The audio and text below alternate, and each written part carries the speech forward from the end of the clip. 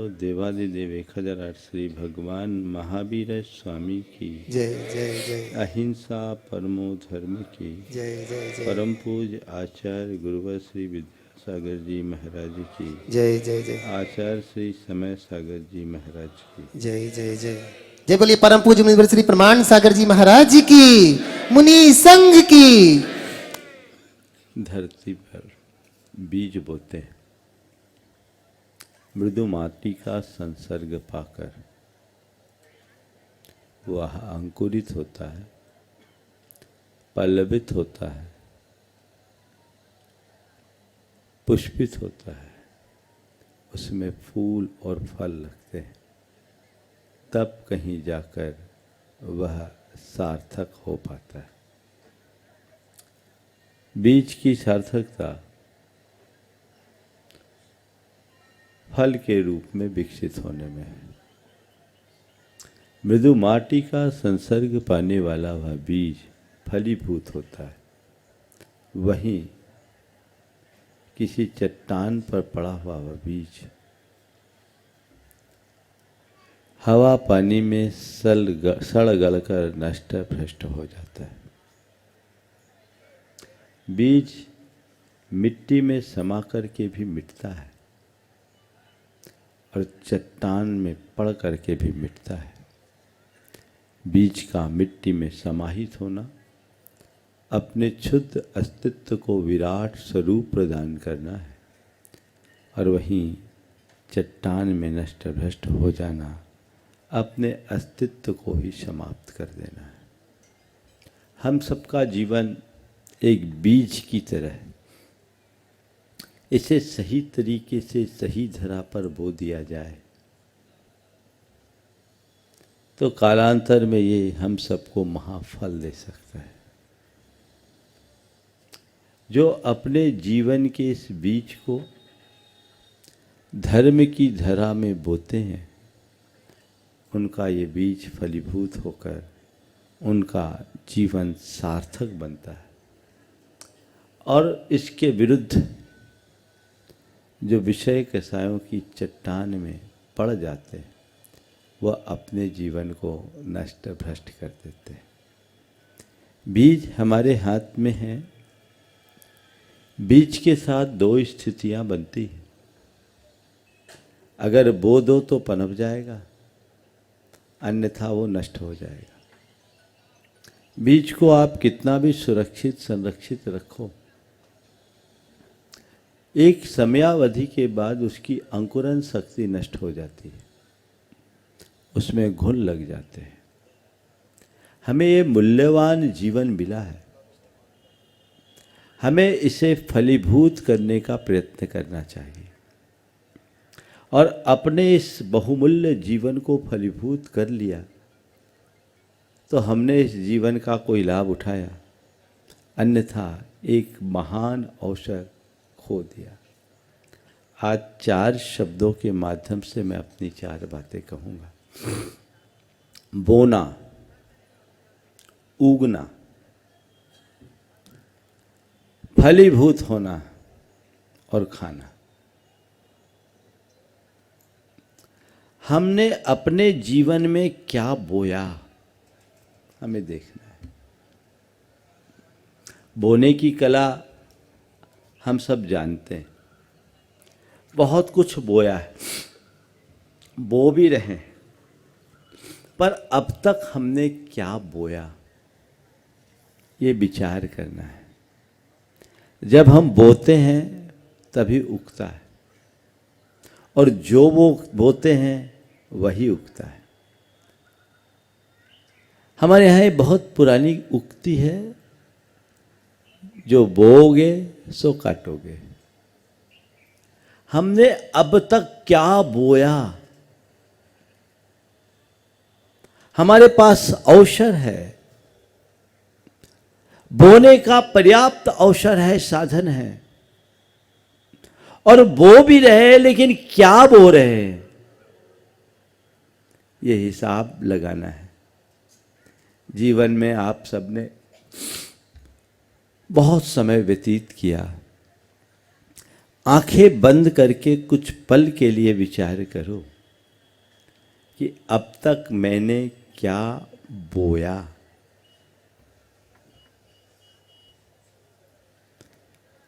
तुलसीदास ने बहुत सार्थक बात कही है। तुलसी यह जग खेत है, मन बच काय किसान, पाप पुण्य दो बीज है, क्या बोना सो जान। खेत तुम्हारे पास है, किसानी भी तुम्हारी है, बीज भी तुम्हारे पास है। अब तुम्हारे पास ऑप्शन है, क्या बोना है। अपने जीवन में हमने अच्छाई की फसल उगाई या बुराई की गाजर घास, ये हमें विचारना है। एक बात ध्यान रखना, जिस खेत में एक बार गाजर घास उग जाती है, उस खेत में अच्छी फसल उगाना बहुत कठिन हो जाता है। जन्म जन्मांतरों से हमारे चित्त की भूमि में गाजर घास पाप के उगे हुए, कुछ संस्कारों की गाजर घास उगी हुई है। उनके कारण यत् किंचित कुछ अच्छे बीज बोते भी है तो वो उग नहीं पाते, और जब तक उगेंगे नहीं तो फलीभूत कैसे होंगे। तो हमारी पहली कोशिश ये होनी चाहिए कि हम बोने की बात बाद में करें, सफाई की बात पहले करें। अभी मैं जब बिहार करके आ रहा था, रास्ते में बहुत खेत मिले, एक दो बार खेतों में भी रुकने का योग बना। मैंने देखा कई खेतों में किसानों ने पूरी मिट्टी को पलट दिया, बोले पिलाऊ कर रहे। क्या करते हैं इसको? पिलाऊ। ऐसा क्यों? क्योंकि इसलिए कि ऐसा करने से खरपतवार नहीं उगती। हमें भी अपने चित्त की भूमि को अगर साफ स्वच्छ करना है तो कुसंस्कारों की इस खरपतवार को नष्ट करने का उपक्रम करना होगा। उसके लिए परम पुरुषार्थ का पिलाऊ चलाना होगा। एक बार उन सबको समाप्त करे, इन कुसंस्कारों को नष्ट करे, और जब वो सब समाप्त हो जाएगा तब उसमें जो भी बोया जाएगा वह न केवल उगेगा अपितु फलीभूत भी होगा। हम धर्म के क्षेत्र में बहुत कुछ करते हैं। दान करते हैं, त्याग करते हैं, तप करते हैं, व्रत करते हैं, उपवास करते हैं, अन्न सद अनुष्ठान करते हैं। अच्छी बात है, लेकिन इन सब के होने के साथ मनोवृत्ति तो वही है। और जब तक हमारी मनोवृत्ति नहीं बदलती तब तक जीवन का मजा नहीं है। आखिरकार ये मनोवृत्ति क्यों नहीं बदलती? क्योंकि पुराने संस्कार कुछ ऐसे गहरे जमे हुए हैं। हमने केवल अनुकरण किया, हमने केवल अनुसरण किया, बीज छींट दिए, पर वो उगा नहीं, वो फलीभूत नहीं हुआ, बल्कि वो भी विनष्ट हो गया। जब तक मनुष्य अपने अंतस्करण को निर्मल नहीं बनाता तब तक उसके द्वारा किया गया धर्माचरण भी अर्थहीन होता है। अपनी मनोवृत्ति को साफ स्वच्छ करें और यह सुनिश्चय करें कि हम अपने चित्त की भूमि में कुछ ऐसा बोए जो उगे, फलीभूत हो, हम उसका फल खाएं, और न केवल हम खाएं, आने वाली पीढ़ियां भी उसे खा सके, उपभोग कर सके। हमने क्या किया? तो पहली बात बोने की है, और बोने के पहले जमीन तैयार करने की है। अपने हृदय में ऐसा मनोभाव जगाइए कि मेरा पहला लक्ष्य अंतस्करण की निर्मलता है, और ये सब तब और तब होगा जब आप अपनी आत्मा को केंद्र में रखोगे। हम लोग बाकी बाहरी कामों में पूरा ध्यान लगाते हैं, लेकिन जिसके लिए ये सब काम करना है प्रायः उसको भूल जाते हैं। उसे अगर पकड़ लिया तो पूरा जीवन बदलता है। मेरे एक संपर्क में एक सज्जन है, मोरक्को में रहते हैं, फ्रांस के पास मोरक्को है, जहाँ की कुल आबादी 20,000 की, दुनिया के सारे बड़े रईस रहते। वो मेरे पास जब पहली बार आए, बहुत बड़ा स्टेटस, अरबों खरबों के मालिक,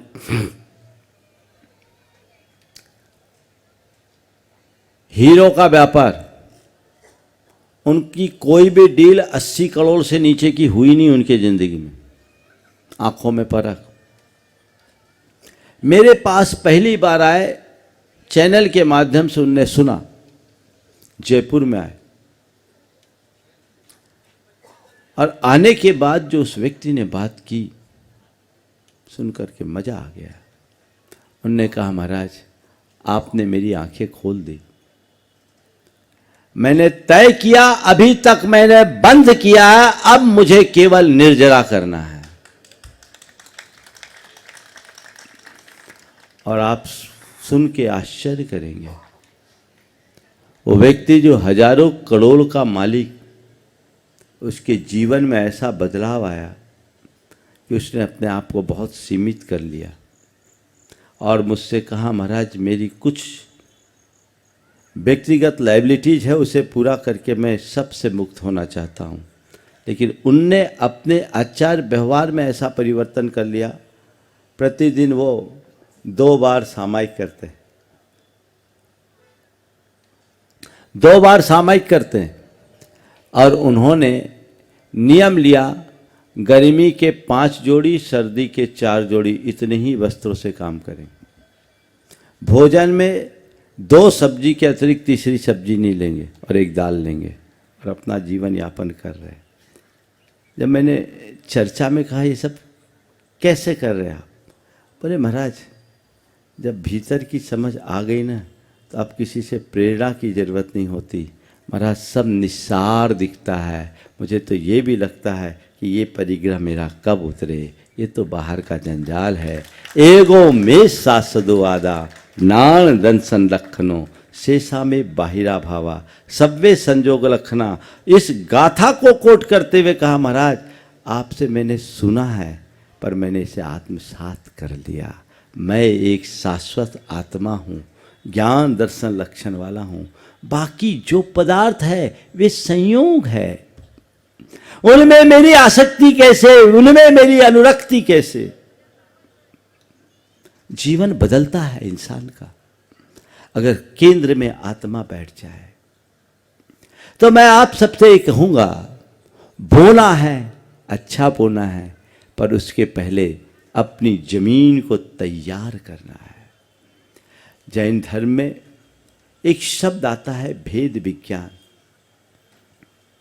और ये कहा गया कि तुम अपने जीवन यात्रा को सफल और फलीभूत करना चाहते हो तो सबसे पहले भेद विज्ञान करो। भेद विज्ञान यानी भेद यानी रहस्य का ज्ञान, अंतर का ज्ञान, शरीर और आत्मा की भिन्नता का ज्ञान, जीवन और जगत के संबंध का ज्ञान। मैं एक आत्मा हूं और इसके अतिरिक्त संसार के जितने भी पदार्थ हैं वे मुझसे भिन्न हैं, मेरे नहीं है। मेरे पास है, मेरे साथ हो सकते हैं, पर मेरे नहीं है। ये तो मेरे मन का व्यामोह है, मेरे अंतस की आसक्ति है कि मैंने उन्हें अपना रखा है। अपना नहीं रखा, उन्हें अपना मान रखा है, अपना बना रखा है। पर संसार में आज तक किसी की कोई चीज उसकी अपनी नहीं हुई, सब एक दिन छूट गया है। ये शरीर भी जब तुम्हारा नहीं तो फिर बाकी बातें क्या। जिस दिन तुम्हारे हृदय में ये श्रद्धान बैठेगा उस दिन तुम्हें कुछ कहने की जरूरत नहीं पड़ेगी कि भैया ये करो, वो करो, ऐसा करो, वैसा करो। लेकिन जब तक बाहर की चीजों में आसक्ति बैठी रहेगी तब तक तुम्हें कोई कितना भी प्रेरित करे फर्क नहीं पड़ेगा। इधर से सुनोगे, इधर से निकालोगे, थोड़ा बहुत हो भी गया तो मन में एक अलग प्रकार की कशक आ जाएगी। जबकि एक तत्वज्ञानी, एक भेद विज्ञानी ये समझता है ये सब पर है, इनमें तत्परता कैसी, ये जब मेरे है ही नहीं तो इनको रखने वाला मैं कौन और इन्हें देने वाला भी मैं कौन। चीजें तो मेरी है ही नहीं, ये संयोग है, आज है कल रहे न रहे कोई भरोसा नहीं, समय कब बदल जाए, किसके साथ क्या घटना घट जाए कोई पता नहीं। इसलिए समय रहते मैं इसे सार्थक बनाऊं, अपने परिणाम को निर्मल करूं, स्वयं को राग द्वेष मोह के और विषय विकारों की कलुषता से मुक्त करूं, फिर उसमें मैं पुण्य का बीज बोऊं, वो बीज फलीभूत होगा, उगेगा, फलीभूत होगा और हमारे पूरे जीवन को चमत्कृत करेगा। अभी तो क्या होता है, लोग सोचते हैं अच्छे बीज नहीं फल रहे तो चलो जो फल रहा वही सही, कम से कम हरा हरा तो दिख रहा है ना। गाजर घास गर्मी में भी हरा भरा दिखता है, हाँ दिखता है ना। पर ये बताओ गाजर घास की हरियाली तुम्हें सुकून दे सकती है क्या? नहीं ना। पूरा खेत गाजर घास से भरा, वो एक तरफ, और एक छोटा सा पेड़, हरा भरा पेड़ एक तरफ। किसके प्रति आकर्षित होगे?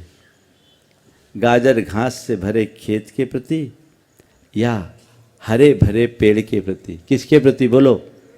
हाँ, पेड़ के प्रति ना।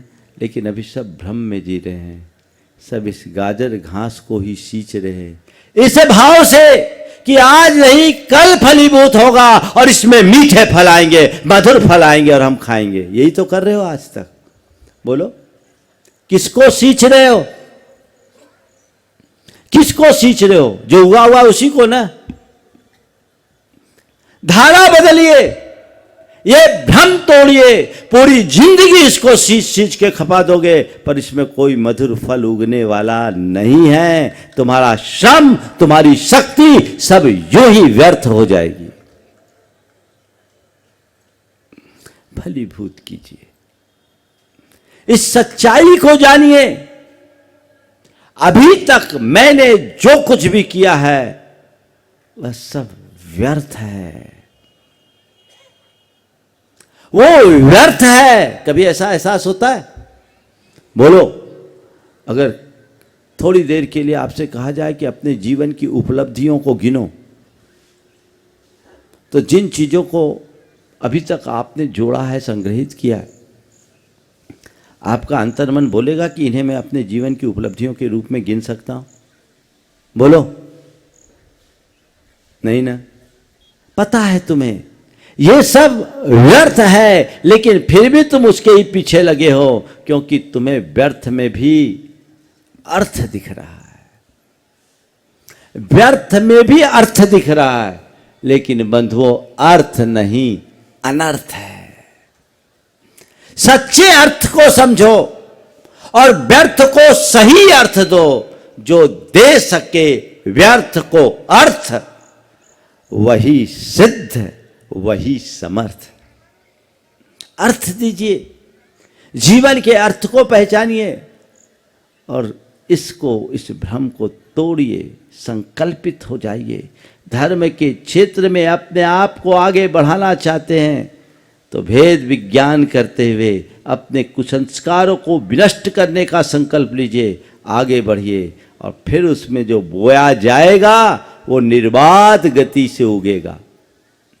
और यदि उसे समय समय पर तत्व ज्ञान की खाद पानी दी जाती रहेगी तो वो फलीभूत भी होगा। और न केवल फलीभूत होगा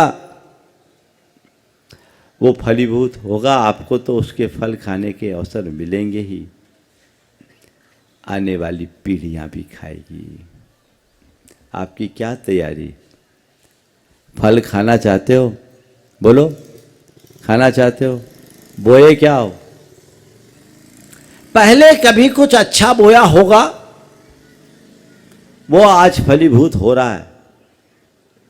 कितने दिन चलेगा? बोलो, कितने दिन चलेगा? एक दिन सब निःशेष हो जाएगा, बचेगा क्या?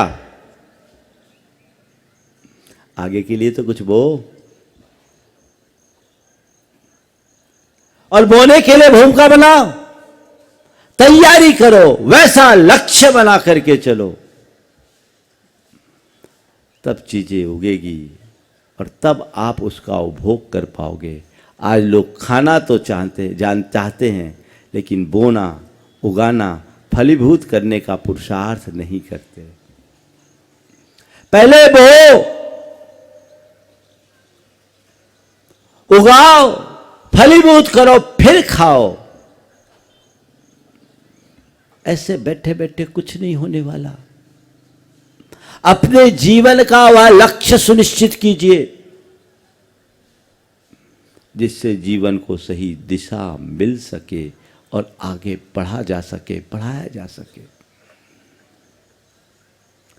गुरुदेव ने अपने जीवन काल में ऐसा परम पुरुषार्थ किया, ऐसा परम पुरुषार्थ किया कि आज वे बट वृक्ष की भांति सारे संसार को अपनी छाया प्रदान कर रहे हैं। पेड़ पेड़ होता है, लगाने वाला न रहे तो भी वो अपनी छाया लंबे समय तक देता रहता है। गुरुदेव ने कभी वो बीज बोया था, उसे उगाया, फलीभूत किया, उसे खाया कम, खिलाया ज्यादा। हम सबके लिए आज भी वह वृक्ष है जो छाया दे रहा है, जिसकी शरण में आते ही हमारा सारा संताप पल में नष्ट हो जाता है। उनने ऐसा पेड़ दिया, ऐसा वृक्ष दिया जो सबके लिए सरल है। अब हमारी जिम्मेदारी क्या है? हमारी जिम्मेदारी ये नहीं कि हम केवल उसकी छाया और फल का उपभोग करें, ये हमारी जिम्मेदारी नहीं है। हमारी जिम्मेदारी ये है कि हम तो छाया और फल का उपभोग करें ही, आने वाली पीढ़ियां उससे लाभान्वित होते रहे, इसे भी सुनिश्चित करें। ये जिम्मेदारी किसकी है? ये जिम्मेदारी किसकी है? अपनी है। आने वाली पीढ़ियां भी इससे लाभान्वित हो, ये हमारी जिम्मेदारी है। और उस जिम्मेदारी का एहसास करते हुए सभी को उस तरीके का प्रयत्न करना चाहिए, पुरुषार्थ करना चाहिए। अपने जीवन को आगे बढ़ाना है। मोक्ष मार्ग तभी चलेगा जब उस पर चलने वाले लोग निरंतरता बनाए रखेंगे। हमारा यही मार्ग है। इस मार्ग को अंगीकार करते हुए हम सब आगे बढ़े और अपने जीवन में कुछ अच्छा गढ़े। अभी महाराज जी ने एक बहुत अच्छी बात कही कि कोई असंयम में डूब रहा हो तो उसे डूबते देखकर एक संयमी साधक के हृदय में बड़ी पीड़ा होती है। वो चाहता है ये भी तिरे, ये भी पार उतरे। जो डूबते हैं वो डूबने में आनंद लेते हैं, लेकिन जो तिरता है वो तिरने में और तैराने में आनंद मनाता है। किसी को डूबता देख के उसके हृदय में बड़ी पीड़ा होती है। संत यदि तुम्हें कुछ कहते तो ये कोई उनका रूटीन नहीं है, ये उनके हृदय की मुखरित करुणा है। वो करुणा उनके मुख से मुखरित होती है। वो इस भाव से बोलते हैं कि तुम्हारा जीवन किसी भी तरह से संभल जाए, संवर जाए, जीवन तर जाए, व्यर्थ ना हो, ये उनकी भावना होती है। उसी भावना को हम सब साकार करने में लगे। आप लोग आगे बढ़िए और अपने जीवन को आगे बढ़ाने की कोशिश कीजिए। एक बात अंतर मन में हमेशा बिठा लीजिए, बाहर हम तीर्थ बना रहे हैं भीतर तीर्थ पहले बनाए। भीतर तीर्थ बनेगा, बाहर तीर्थ जरूर बनेगा। एक बुढ़िया थी, फटे हाल थी, लेकिन सब तरफ जाके वो एक ही बात कहती, मुझे मंदिर बनाना है, मैं मंदिर बनाऊंगी, मुझे मंदिर बनाना है, मैं मंदिर बनाऊंगी।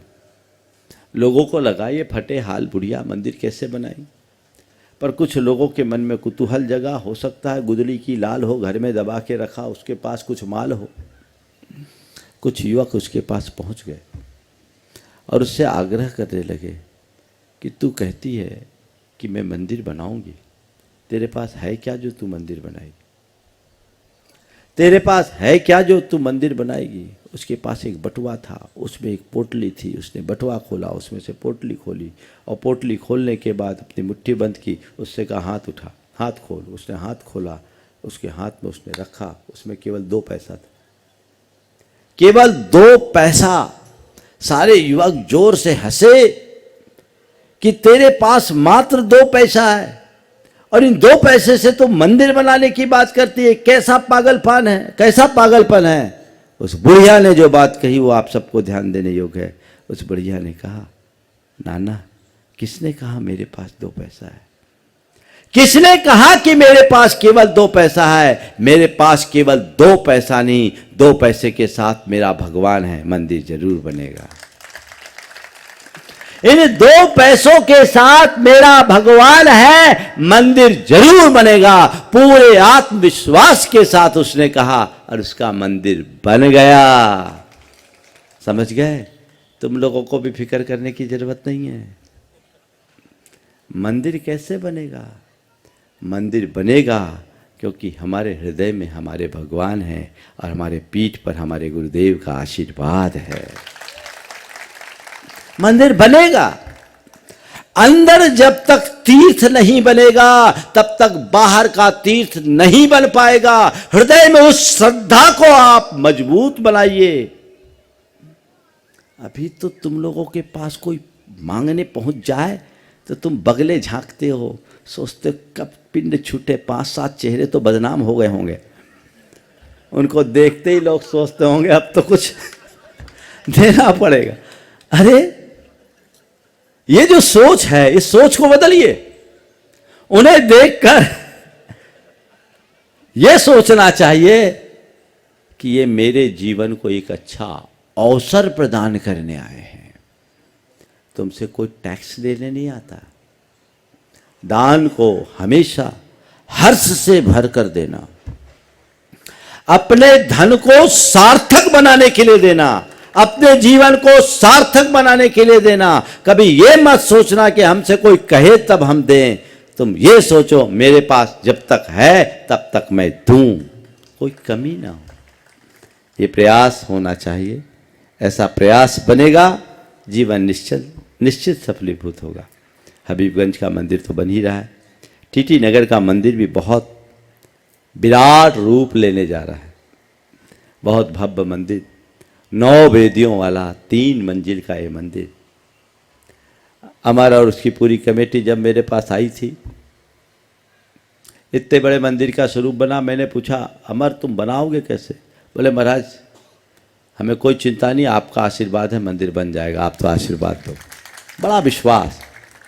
और इन्होंने एक पूरे पिछले 4-5 वर्षों में मैंने देखा, इनने 2 वाक्य के अलावा तीसरा वाक्य मेरे सामने कभी कहा ही नहीं। जैसा आपका निर्देश और जैसी आपकी अनुकूलता, किसी भी प्रसंग में।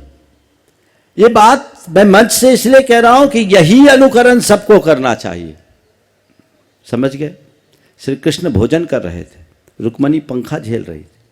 अचानक वो थाल छोड़ करके बाहर की तरफ जाने लगे।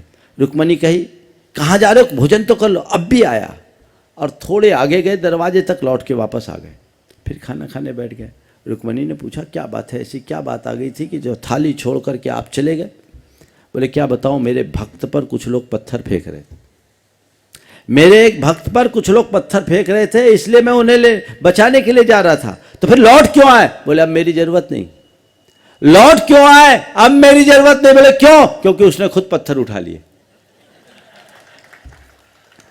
तो कृष्ण तुम्हारा साथ तभी देंगे जब तुम्हारे हाथ खाली होंगे, हाथ बंधना में जुड़े होंगे, तुम्हारे हाथ में पत्थर होंगे तो कभी नहीं होगा। गुरुओं के पास हमेशा शरणागत बन करके आओ।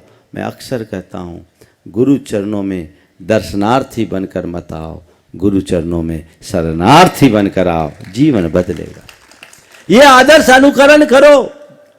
जब तुम लोग अपना दिमाग लगाने लगते हो, और कुछ लोग तो ऐसे कि हम लोगों को भी ज्ञान देने लगते हैं, हम लोग ऐसे ज्ञानियों का बड़ा सम्मान करते हैं।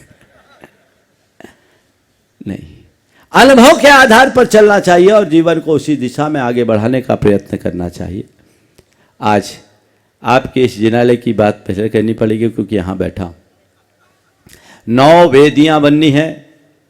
अभी 9 के 9 वेदियों के पुण्यार्जक की आवश्यकता है, जिन्हें अपना धन सार्थक करना है। आज ही कमेटी से संपर्क करें।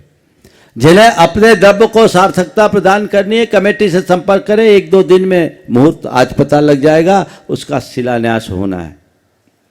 इस मंदिर में अभी 5 भगवान बाकी हैं, 5 भगवान बाकी हैं, 5 वेदियों के मूल नायक, जिन्हें विराजमान करने का सौभाग्य पाना है।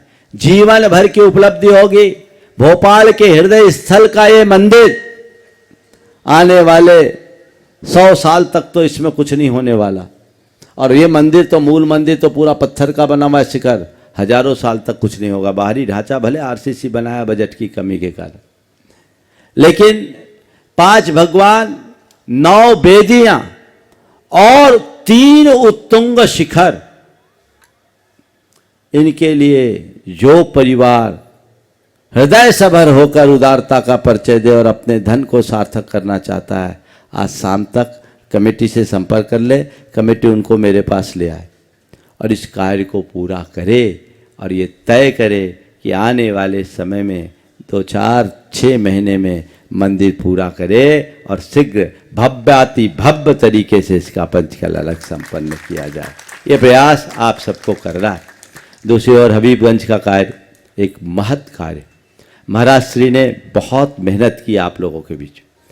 जो काम आप लोगों का था, उस काम के लिए महाराज श्री को आगे आना पड़ा। इसलिए आना पड़ा कि ये गुरुदेव का अधूरा काम है, उसे पूरा करना हम सबकी जिम्मेदारी है। महाराज की इस प्रयास की मैं भूरी भूरी प्रशंसा करता हूँ, सराहना करता हूँ। और उसको अभी मिल करके पूरा करना है। जब तक वो उद्देश्य पूरा ना हो तब तक आपको शांत नहीं बैठना है। ये जिम्मेदारी आप लोगों की है। गुरुदेव से आप लोगों ने बहुत कुछ पाया है, तो उनसे आपने दरिया भर लिया है, चुल्लू भर देने में संकोच नहीं होना चाहिए। उन्होंने तुम्हें दरिया भर दिया है और तुम कितने कंजूस, चुल्लू भर देने में तुम्हारा हृदय संकुचित होता है। ये उचित नहीं है। अपनी दृष्टि को बदलने की आवश्यकता है। अच्छे कार्यों में अपने द्रव्य को लगाओ, अपने धन को सार्थक बनाओ, अन्यथा एक दिन तो सब छूट जाने वाला है। जो अपना धन अच्छे कार्य में लगाता है उसका जीवन धन्य हो जाता है, और जो केवल जोड़ के रखता है उसका एक दिन निधन होता है। निधन तो होना ही। इससे पहले कि तुम्हारा निधन हो, जीवन को धन्य करो, वैसा पुरुषार्थ करो कि आने वाली पीढ़ियाँ उससे धर्म की प्रेरणा ले सके और अपने जीवन को आगे बढ़ा सके। आज महाराज श्री आए, मिले, बहुत अच्छा लगा। ये जो बीच के लोग हैं ना, महाराज ने बहुत अच्छी बात की। दीवारों में रहते हैं और दीवार खड़ा करने में आनंदित लेते हैं। आप रहिए, आप अपने दीवारों में रहिए, हम लोग उन्मुक्त आकाश के नीचे रहते हैं और उन्मुक्त जीवन जीते हैं। साधुओं की पुस्तक खुली पुस्तक होती है। और आप लोगों को एक सुझाव जरूर दूंगा, साधुओं के बारे में अपना दिमाग लगाना बंद करो, अपने बारे में सोचो, जिससे तुम्हारा उद्धार हो। इस तरह की बातें करने से मामले बहुत गड़बड़ाते हैं। सही रास्ते पर चले और हम अपने जीवन को आगे बढ़ाएं। हम लोग सब एक हैं और हम सब हमारे भाई हैं। हम लोग गुरुदेव की इस विरासत को आगे बढ़ाने के लिए सब के सब लोग कटिबद्ध हैं। और हम लोगों के अंदर जो अंदर का रिश्ता है वो अटूट है, वो कभी खंडित होने वाला नहीं है, क्योंकि हम लोग रत्नत्रय के उपासक हैं और हर रत्नत्रयधारी का सम्मान करते हैं, क्योंकि हमें किसी मुनि में कोई व्यक्ति नहीं दिखता, हमें उस मुनि के भीतर रत्नत्रय की मूर्ति दिखती है। हमें वो प्रयास करना चाहिए। आज आपके बीच भावना योग आगामी समय में, भावना योग आने वाले 21 तारीख को भावना योग का बृहद आयोजन यहीं स्टेडियम में होने जा रहा है। ये भावना योग जो तन को स्वस्थ, मन को मस्त और चेतना को प्रशस्त करने वाला है। इस भावना योग में आप सबकी सहभागिता होनी चाहिए। भावना योग से सब लोग, आप लोग परिचित हैं। इस सभा में जितने लोग उपस्थित हैं, मैं उन सब से कहूँगा आज से ही अपने विभिन्न माध्यमों से ये सूचनाएं देना शुरू कर दो। पहले तो मैं आप लोगों से पूछता हूँ, आप लोग भावना योग में भाग लेना चाहोगे कि नहीं? थोड़ा हाथ उठाइए। तो आप तो आओगे। आप सबकी जिम्मेदारी एक एक आदमी कम से कम 10 को प्रेरित करे और उनको प्रेरित करे जो जन्मना जैन नहीं है, वो आए और भावना योग से लाभान्वित होकर अपने जीवन को सफल बना सके और उनके जीवन में एक नई दिशा बन सके। वे अपनी बीमारियों से मुक्ति पा सके, शारीरिक, मानसिक और चैतसिक अस्वस्थता से मुक्ति पा सके। ये प्रयास आप सबको करना है और इसके लिए आप सबको अभी से अभियान में लग जाना। आज तो 16 तारीख हो गई, 21 तारीख में देर रहे। अब 21 तारीख को प्रातः 6 बजे इस स्टेडियम के प्रांगण में आप सबको उपस्थित होना है और इसकी सूचना अपने अपने स्तर पर कमेटी जो करे सो करे ही, आप लोग अपने अपने माध्यम से इन बातों को आगे बढ़ाएं और अपने जीवन को सफल बनाएं।